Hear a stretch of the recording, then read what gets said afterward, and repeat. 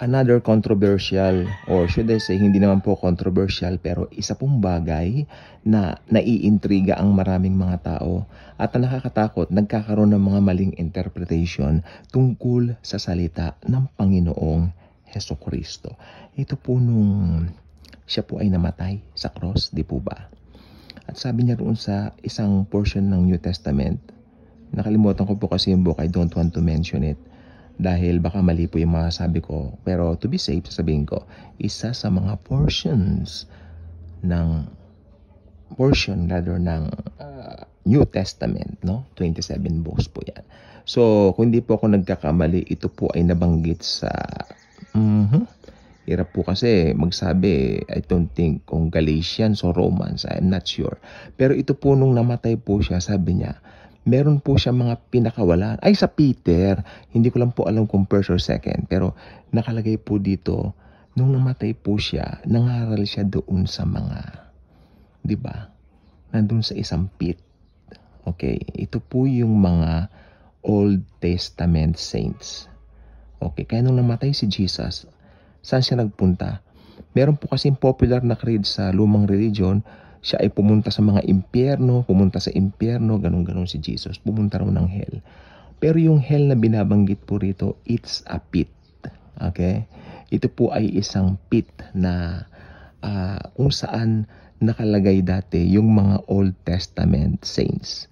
Ito ngayon yung present na Hades. Pero ang Hades po ngayon, I hope hindi kayo malito, punta muna tayo sa panahon natin ngayon. Okay, pag namamatay ang mga unbeliever ngayon, pinupunta po sila sa Hades. Naghihintay ng araw ng paghuhukom, right? Okay, pero nung bago namatay ang Panginoong Hesukristo sa cross, yung mga tao ng Old Testament like David, Samson, Moses, and all that, lahat ng mga pumanaw during the Old Testament times, yung mga great prophets and all that, like Jeremiah, like Isaac and all that, sila po ay napunta po sa Hades.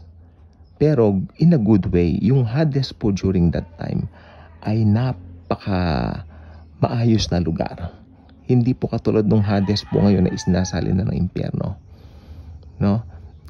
Doon naman sa Hades, naghintay dito yung mga Old Testament saints hanggang mamatay si Jesus sa cross. Sapagkat nakahula pag namatay ang Panginoong Hesus sa cross, yung mga captives doon, pakakawalan niya at dadalhin po niya doon po sa third heaven.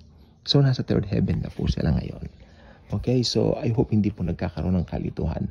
Ang nakakatakot po kasi they might have a wrong interpretation of the verse just because nabasa nila nagpunta si Jesus sa hell. Ba't pumunta siya ng hell, mga ganon? Actually po, Hades po yon.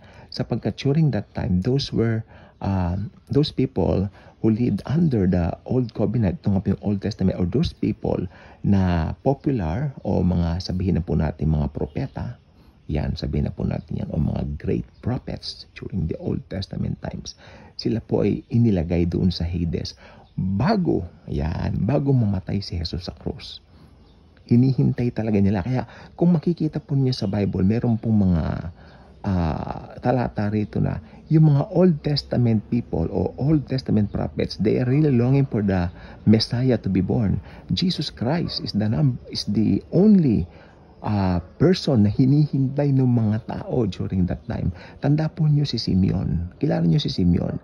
Ito po yung matanda na, and then when they presented, present po kasi si Jesus as a baby, no? Tinuli siya as a baby, 8 days old si Jesus, tinuli siya as a baby sapagkat ito po ay kaugalian ang Hudyo. Pag ang baby pinanganak, you know what? Kailangan tuliin. So when they presented Jesus para tuliin sa isang temple, meron po isang matanda roon, no? May matanda po doon na naghihintay ng pagdating ni Jesus Christ o ng tagapagligtas. Okay? At ang matanda pong ito ay na-bless ng husto nung nakita niya yung baby. Ibig sabihin po, ang mga tao ng Old Testament talagang hinihintay nila si Jesus Christ. At itong si Simeon, napakapalad dahil siya po ang inabutan nun. Ang ganda, po? O kahit gaano pa katagal hinintay niya. Okay? So, ang mga Old Testament people na ito na napunta rito sa Hades, inabutan ng kamatayan, napunta sa Hades, pinakawala ni Jesus. Sila po yung mga captive ng Hades hanggang sumapit yung time na namatay si Jesus Christ. So maraming inasikaso si Jesus pagkamatay niya. Una, inasikaso niya yung magnanakaw na katabi niya. Dinala niya sa langit, di ba? Si Dimas, pangalan natin Dimas. Tapos sumunod po itong mga Old Testament prophets. Kaya nabuksan po talaga ang langit, ang glory ng kalangitan nung namatay si Jesus. Kaya kung hindi pa kayo subscriber sa channel, I invite you to do so. Click the notification bell, share this video, share the wonderful love of the Savior, the Lord Jesus Christ Himself. Thank you, and Jesus truly loves us all.